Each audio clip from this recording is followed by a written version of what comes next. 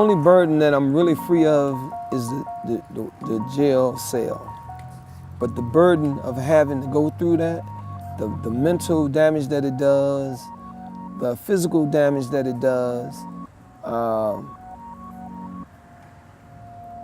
it is a burden, and it continues to haunt you.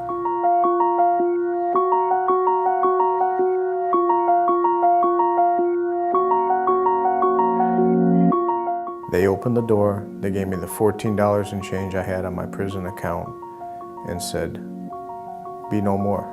You don't belong to us, gone. Go."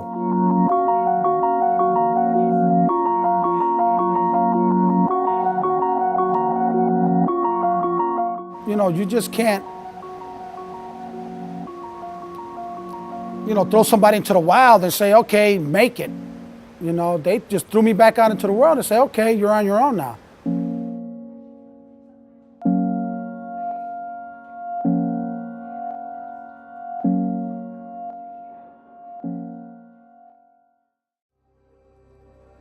That takes a toll. You lose contact with family, people move on with their lives. So when they open the door and say, "Go home now," you look at them and, your first question is, what home? My troubles just began. I mean, I appreciate, my freedom. I appreciate justice, but my troubles are just beginning. When in Monday morning, they called me to the office and told me they couldn't hire me, because of my background.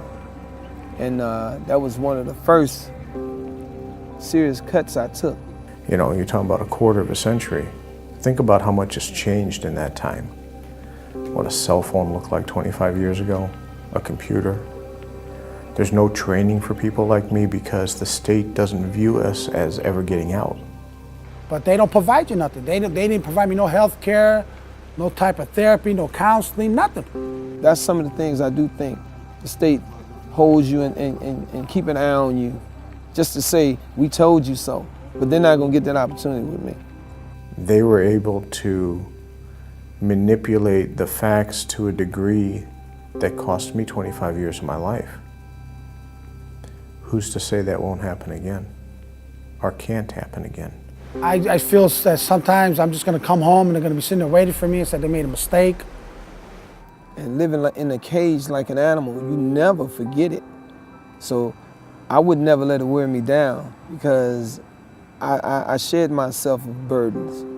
So, but yeah, being in prison and thinking of other people being in that same situation that don't deserve it is hard for me.